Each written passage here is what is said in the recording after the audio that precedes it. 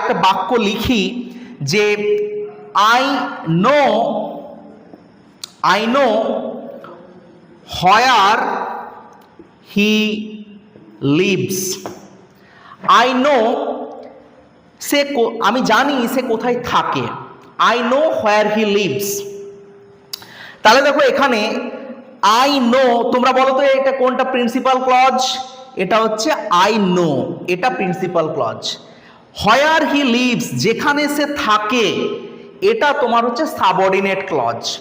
এখন প্রশ্ন হচ্ছে এই যে সাবঅর্ডিনেট ক্লজকে তিনটে ভাগে ভাগ করি, এই সাবঅর্ডিনেট ক্লজটা কোন পার্টের মধ্যে পড়ছে? এটা নাউন ক্লজ নাকি অ্যাডজেক্টিভ ক্লজ নাকি অ্যাডভার্বিয়াল ক্লজ? দেখো এটা একটা নাউন ক্লজ। কেন নাউন ক্লজ বলছি? দেখো আই নো, আমি জানি। এই যখন প্রিন্সিপাল ক্লজকে আমি হোয়াট দিয়ে প্রশ্ন করব, কি দিয়ে প্রশ্ন করব, যদি উত্তর পাই সেটা হবে নাউন ক্লজ। দেখো আই নো, আমি জানি। কি জানি? না হোয়ার হি লিভস, সে কোথায় থাকে, সে যেখানে থাকে সেটা আমি জানি। এমনিতে দেখবে আমরা জানি একটা ভার্বকে যদি প্রশ্ন করি হোয়াট আর হুম দিয়ে, তাহলে আমরা একটা অবজেক্ট পাই।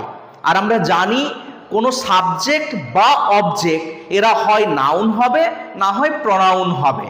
তাহলে একটা জিনিস ক্লিয়ারলি আমরা বুঝতে পারলাম যে হোয়াট দিয়ে প্রশ্ন করলে আমরা নাউন অথবা প্রনাউন পাবো। তো এখানে নাউন প্রনাউনের কোনো গল্প নেই, কারণ ক্লজ আমরা জানি গ্রুপ অফ ওয়ার্ডস।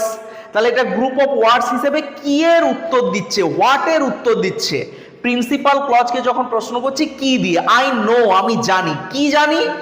এইটা হোয়ার হি লিভস। তাহলে এটাকে আমি বলবো noun clause. Noun clause clear হয়েছে?